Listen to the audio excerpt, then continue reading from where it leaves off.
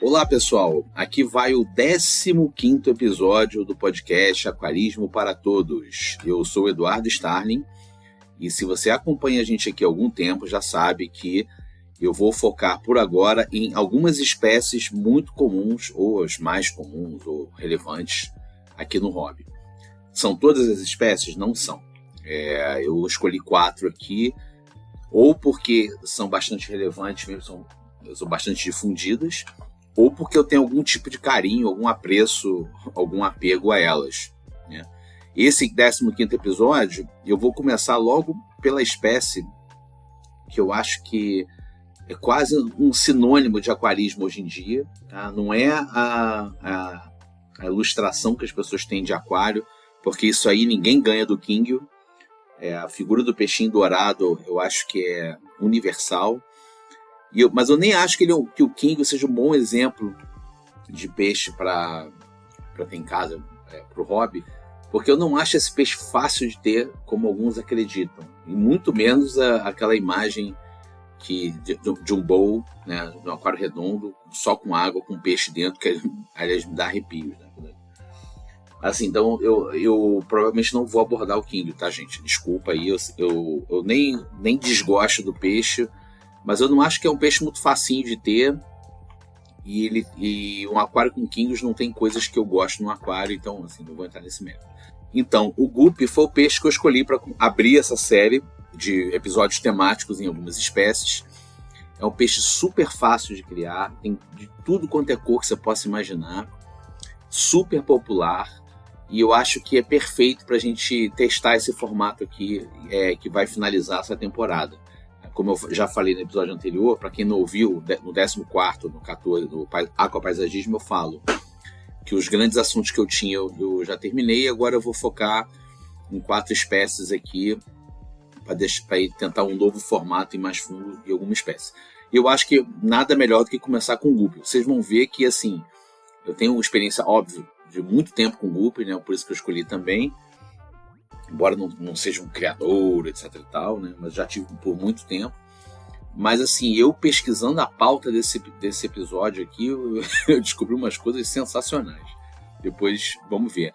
Assim, pelo tipo de pauta que não vai ser mais tão espontânea como outras, como alguns já comentaram comigo. Pô, você fala espontâneo, aquela coisa toda e tal. Essa vai ter um pouco de textual mesmo, que eu vou contar algumas histórias, né? Mas eu espero que não fique maçante. Se ficar, manda para mim aí, a gente conversa, vê o que dá para fazer, tá? Mas é isso. Sem mais nenhum grande recado, só o de seguir a gente aqui nas redes sociais que vocês tiverem à mão, que quiser bater um papo, aí basicamente Instagram, que é Aquarismo para Todos, ou então mandar uma mensagem para a gente aqui no e-mail aquarismoparatodospodcast@gmail.com, ou então você vai na descrição desse episódio, tem um Linktree com todos os nossos contatos, seja de e-mail, seja de Instagram, nosso grupo de WhatsApp, e aí a gente conversa aí o que for. Se quer tirar dúvida, falar do episódio, fica à vontade, tá? Então vamos falar um pouco sobre o Guppy.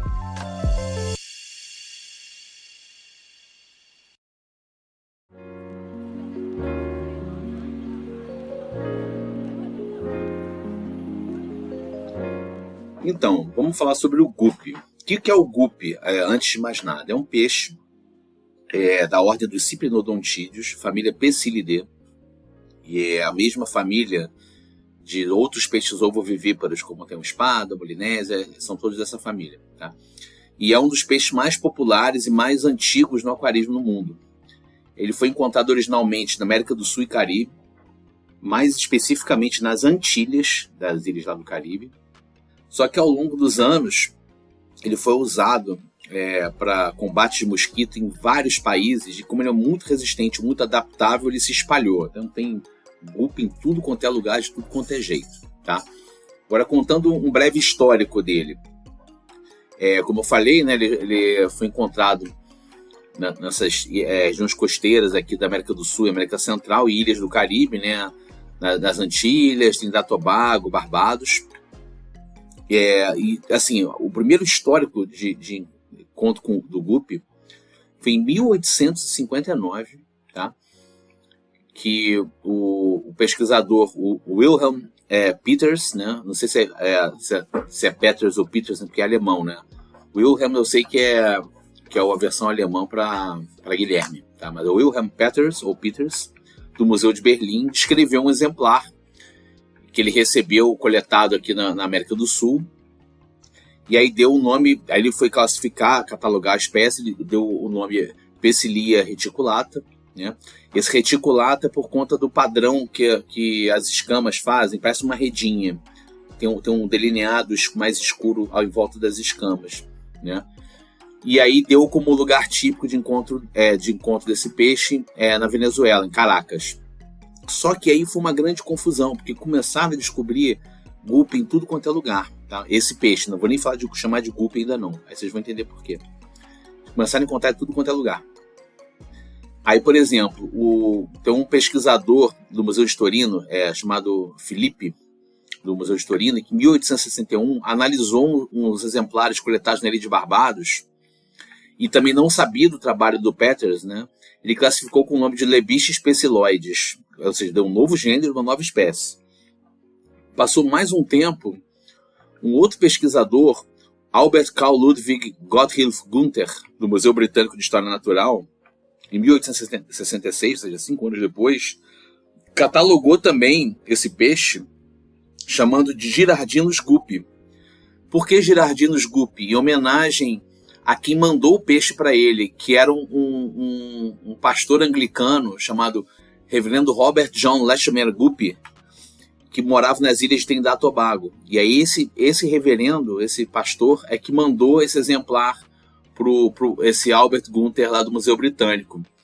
E aí chamou ele, esse Albert Gunther chamou ele de Lebiches reticulatus, né? Mas fazendo alguma referência à descoberta do Peters, né? E essa confusão permaneceu por muitos anos, tá? Segundo o estudo que eu li aqui, mais de 50 anos você tinha essas 3 espécies diferentes, que na verdade era o mesmo peixe, né? Só que aí o peixe começou a ficar muito popular no aquarismo, ele começou a ser importado. O aquarismo, como eu já falei no episódio mais para trás, ele começou a ganhar força no início do século XX. E aqui a trajetória do guppy se confunde, né? Desse peixinho contado pelo reverendo Guppy, né? Ele começou a ficar popular na Alemanha em 1908, quando comerciantes alemães começavam a trazer esse peixe dos trópicos para os aquários deles, né? Porque o aquarismo ganhou muita força na Alemanha no início do século XX. Aí, abre parênteses, isso talvez explique porque tem tanta marca de produto alemã, tipo Erheim, Tetra, JBL, Cera, etc, né? Fecha parênteses. Eles são fortes no aquarismo, né? Então, e aí foi sendo muito difundido na Alemanha. Isso vai até o início da Primeira Grande Guerra, né? Que é o Segundo Reich. E aí parece a Alemanha passa por uma recessão, o pessoal para de trazer peixe e tal. E aí isso dá uma pausa. Nessa mesma época, começa a chegar o guppy nos Estados Unidos, ali, mas mais precisamente no período entre guerras, ali entre Primeira e Segunda Guerra Mundial. Só que pararam de trazer esse peixe também por conta de crise. Aí, lembrando de história, a questão da crise de 29 e tal, a recessão. Então, obviamente, o aquarismo, imagina, se hoje já é difícil, imagina na época, né? Então, isso foi um fenômeno que aconteceu no mundo como um todo, né? No pós-guerra, quando o mundo começou a ser reconstruído, a sociedade se reorganizando, ele começou a retomar a questão do guppy, o interesse pelo guppy nesses países que já tinham um aquarismo difundido, tá? E aí se destaca um nome, um americano chamado Paul Hanel, que é um cara um marceneiro de ascendência alemã, e ele já era viciado em guppy desde então, né? Então, aí o que o Hanel fez, né? Qual o trabalho que ele fez? Ele começou a partir das espécimes selvagens, fazendo um trabalho de reprodução seletiva. E aí começou a desenvolver, entre aspas, as raças de guppies, né? Então ele começou a ficar conhecido por isso, né? Em 54 teve uma expedição, em 54, teve uma primeira exposição internacional de guppies na então Alemanha Ocidental. E ele ganhou os 3 primeiros lugares nas classes que ele participou com essas espécies que ele foi selecionando. E o que é essa seleção? Eu já falei com vocês rapidamente no episódio de selvagens, híbridos e cativeiro. Ele tem uma determinada ninhada, ele começa a separar peixes com uma determinada característica e vão cruzando entre eles para fixar aquela característica. E foi esse o trabalho que o Hahnel fez, que o Paul Hahnel fez. Não, e aqui vale abrir um parêntese, porque assim, imagina a dificuldade de você separar o peixe, sabendo, aí eu vou falar mais pra frente aqui, que é um peixe que a fêmea consegue guardar o esperma de machos, né? Uma defesa evolutiva aqui. Mas imagina, e ainda por cima, a maturidade sexual dos machos chega muito cedo, né? Até um papo que eu tive com o pessoal do grupo Discos e Aquariofilia, do Jaime Monteiro, ele estava comentando que o macho de guppy, ele chega à maturidade sexual com 18 dias de vida. Imagina você separar por cores, por determinadas características nesse espacinho, né? Aí fecha parênteses. E aí ele foi conseguindo ganhar vários prêmios nessas exposições de guppies ali na década de 50. Aí então as grandes as exposições foram acontecendo, quase sempre na Alemanha, até que a Áustria começa a fazer também. Ela faz uma exposição anual na década de 60.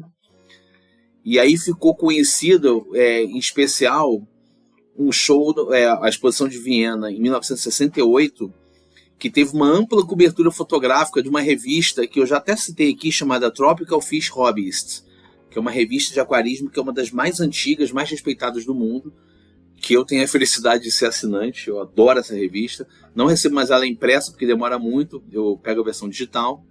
Mas então, na década de 60, a revista foi cobrir essa exposição. Foi o número 11, a revista edição número 11, se não me engano, pela pesquisa que eu tenho. E deu uma ampla cobertura falando do guppy, falando da guppy mania, que a década de 60 o aquarismo foi dominado pela guppy mania, como se falava. Até que depois, nos anos seguintes, foi se difundido largamente, pararam de importar peixe desse ou daquele, e aí realmente começaram a ter várias, entre aspas, raças sendo desenvolvidas por criação seletiva, por criadores alemães e também criadores americanos. E aí o guppy foi se popularizando mundialmente. Eu lembro, aí, só uma nota de rodapé aqui, um abre parênteses, o primeiro guppy que eu lembro de ter visto um padrão assim numa revista, eu era criança ou adolescente, agora eu não sei o nome da variante não, mas vocês provavelmente vão imaginar. Ele é um guppy que tem um corpo azul escuro, quase preto, e o rabo todo vermelho. Que tinha essa Tropical Fish Hobbies tinha uns livros. Eu lembro de um livro do Dr. Herbert Axelrod, em que a capa era essa variante de guppy. Ele falava muito dessa variante, não sei se é Black Tie, não sei como é que é o nome. Eu lembro que ficou muito marcado, que era muito popular ali dos anos 70, 80. E essa foi a publicação que eu tinha dos anos 70. Tá? Bom, passado esse histórico, vamos falar um pouquinho da questão da espécie. Né?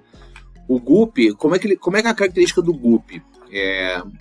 Finge que vocês nunca ouviram esse peixe na vida, tá? Então, tenta imaginar. Basicamente, são peixes pequenos, que o tamanho adulto na casa de 5 centímetros, até 5 centímetros, mas em geral fica na casa dos 3 centímetros. A fêmea costuma ser maior que o macho, relativamente maior do que o macho, quase o dobro do tamanho, eu acho. A fêmea normalmente não tem grandes cores, no máximo a nadadeira com algumas coresinhas, mas o corpo costuma ser pálido, com esse reticulado que derivou do nome científico dele. Os machos que são bem coloridos, com um corpo pequeno e um rabo maior. Esse rabo maior, como eu falei, seleção obtida em cativeiro, né? Porque na natureza é um rabinho normal, né? O pessoal foi cultivando esse rabo maior. Mas você tem guppies, rabo de lira, rabo assim, tem de vários tipos, né? A expectativa de vida é na casa dos 3 anos. O pH dele é de neutro a alcalino, mas ele é muito resistente, cara. Gente. Eu digo que vive em qualquer pedacinho de água, ele vive. É indiferente à dureza, água mole, água dura. Temperatura de água fria, água quente, ele vive muito bem. Aqui na ficha que eu peguei do site Aquarismo Paulista fala de 17 a 28 graus, é bem por aí. qualquer aquáriozinho pequenininho, ele vive numa boa. Tá? A alimentação é onívora, aceita de tudo, né? Alimentos secos, vivos, tudo que você der para ele aceita numa boa. Tá?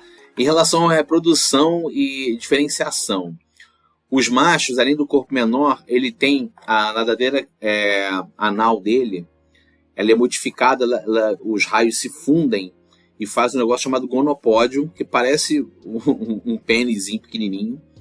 E é com esse gonopódio que o guppy fecunda as fêmeas. Ele vai lá, ele vai nadando nas fêmeas, ele rapidinho ele vai lá e fecunda as fêmeas.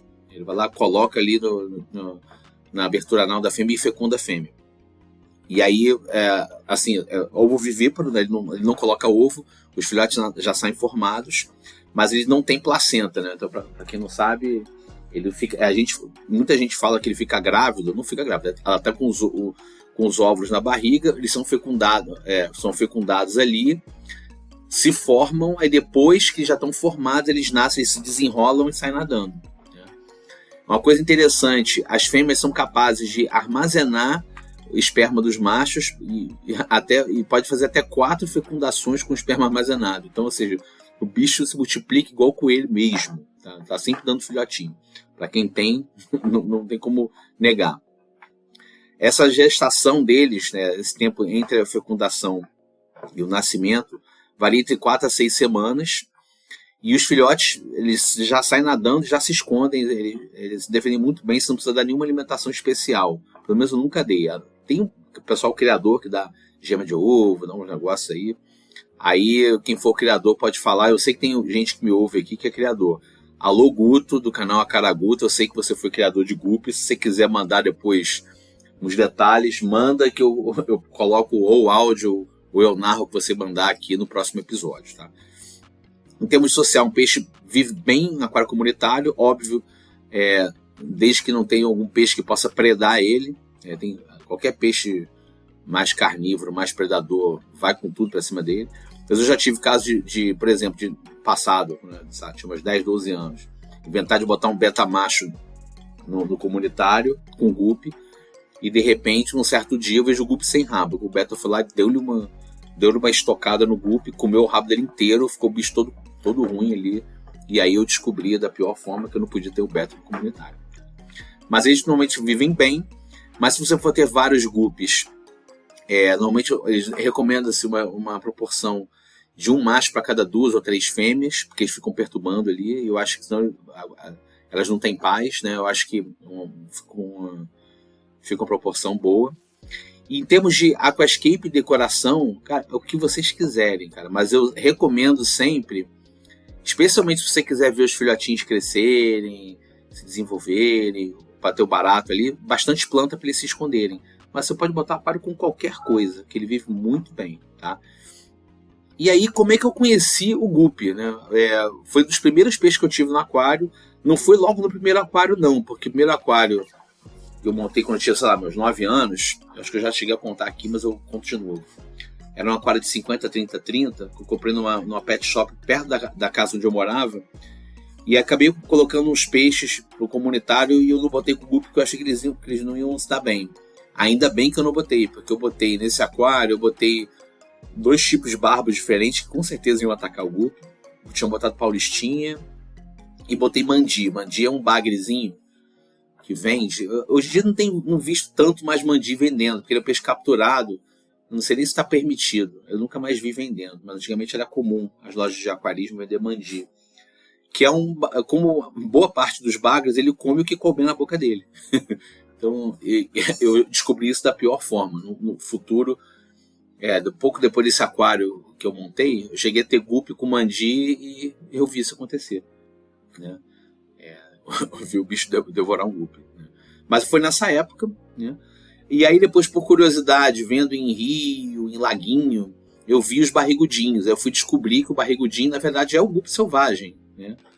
E aí eu fui aprender como é que o guppy se popularizou aqui no Brasil. Para quem não sabe, tem muito aquarista que já sabe isso. Na época que o Oswaldo Cruz estava combatendo a febre amarela, no início do século XX, ele introduziu os guppies aqui, os barrigudinhos, né, os Pecilia reticulata, o que seja, nos rios aqui, porque é um bicho que que come mosquito e come as larvas de mosquito. Então, e se multiplica e vive bem. Tanto que tudo quanto é lugar você vê barrigudinho por aí, que são esses guppies selvagens. E isso não só aqui no Brasil, em toda a América Latina praticamente você acha. Exatamente por esse motivo, porque ele foi muito usado para combater doenças tropicais transmitidas por mosquito. Então tem muito. E aí, inclusive, tem um nome indígena, né? Agora eu não sei dizer se é uma espécie que já era daqui ou se foi introduzida nessa época, que é o guaru. Que o guaru, não sei de qual idioma indígena, mas significa o peixe que come de tudo. Aí vocês imaginam. E recentemente, nessa onda dos aquários nanos, aquário pequenininho, tem surgido um outro peixinho que se chama Endler ou Guppy Endler, que até onde eu sei é uma outra espécie do gênero Pecilia, né, que é o gênero do Guppy, mas é uma espécie que ele fica ainda menor do que o Guppy normal. O Endler, eu acho que ele não passa de 3 centímetros, ele fica na casa dos 2 centímetros, que é o que eu atualmente tenho aqui em casa, o aquário nano da minha filha. Eu coloquei 3 fêmeas e 2 machos, agora está uma nuvem de filhotinho, porque ele é menorzinho, o aquário dela mal chega a 20 litros, então está lotado de Endler aqui. Aí, aproveitando aqui que eu falei desse aquarinho, né, eu respondo aqui uma dúvida que a Marina Maskel, ou Maskel, não sei, mandou pela caixinha aqui do Spotify, em que ela pergunta de dica para aquário pequeno, porque ela teve um guppy que foi sugado pelo filtro. E aí é a dica que eu já vi e que eu faço aqui em casa. A gente tem um filtro externo, a gente coloca uma espuma na entrada do filtro para não deixar ele chupar ou puxar nem um guppy adulto, muito menos o filhotinho. Aí no nosso caso também a nossa preocupação era com o filhotinho de neocaridina, de camarãozinho, tá? Aí, Marina, fica essa dica aqui para você, tá? Um dia eu vou falar um pouco mais desse assunto aí do nano, tá? Aí, voltando no caso do Endler aqui, eu não sei se ele é a mesma espécie, eu chutaria que não, mas é aquilo, né? Eu aprendi no aquarismo que não existe verdade absoluta em classificação de peixe. Tem vários peixes que eu conheci com nome que a galera da biologia foi reclassificando, renomeando, isso é dinâmico. Pode ser que alguém descubra que é a mesma espécie, pode ser que não, né? Mas é o que temos para hoje. Aí, para quem que eu recomendo o guppy? Para o iniciante, porque é um peixe muito resistente, tá? É um peixe bonito para quem tem criança, não só pela cor e por ser um peixe sempre vivo nadando no aquário, mas por esse lance de reproduzir. As crianças adoram, minha filha adora, tudo que a criança gosta. Ih, teve filhote, nasceu, olha ali, bababá, ih, tá crescendo. Que eu acho super bacana, né? E especialmente para quem tem restrição de espaço, né? Porque você põe aquários pequenininhos. Eu não sei se eu montaria um aquário gigante com milhões de guppies, não sei se eu montaria não. Eu confesso que se eu fosse para ter pecilídeo num aquário maior, eu teria uns molinésios diferentes, tem uns molinésios muito bonitos também, que é um pecilídeo que eu gosto bastante também. Espada, embora seja um peixe meio chatinho, que ele gosta de perturbar os outros, talvez tivesse espada também. Mas o guppy eu sempre lembro para aquários pequenos, para aquários menores. Eu acho que é um peixe bom para o iniciante, tá? E aí, para a galera que vê YouTube e tal, se você for olhar o aquário principal do Lincoln é o Mr. Beto, né, no YouTube, que ele normalmente usa de fundo, tem uma planta pra caramba que ele usa de fundo, tem uma quantidade industrial de guppies nadando, né? Ele, pelo que eu entendi, ele é fã do guppy também. E vale uma curiosidade aqui também, em relação à genética do guppy, né? Eu falei aqui de seleção genética e tal, cruzamento, mas o guppy tem uma característica interessante. Ele tem a mesma estrutura cromossomial, digamos assim, a grosso modo, dos seres humanos, ou seja, 23 cromossomos, sendo que tem 22 pares com diversas informações XPTO lá, e o último par é o que dá a parte sexual, né? O X e o Y, ou o XX, no caso de macho e fêmea. Mas é isso, é um peixe super bom para quem está começando aí, e nada melhor do que um peixe desse para poder começar esse meu formato.